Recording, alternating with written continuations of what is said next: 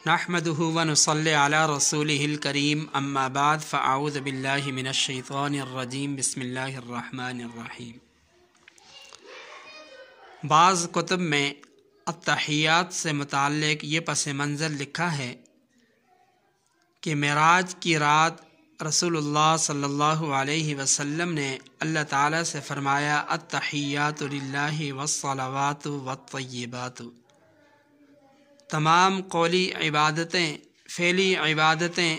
اور مالی عبادتیں اللہ تعالیٰ ہی کے لیے ہیں۔ تو جواب میں اللہ تعالیٰ نے فرمایا السلام علیکہ ایہا النبی ورحمۃ اللہ وبرکاتہ،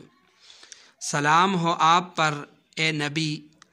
اور اللہ تعالیٰ کی رحمت اور اس کی برکتیں ہوں۔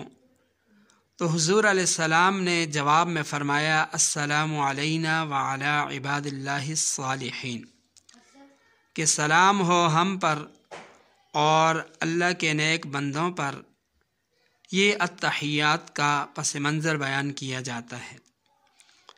لیکن یہ بات یاد رکھیں کہ محقق علماء کرام نے لکھا ہے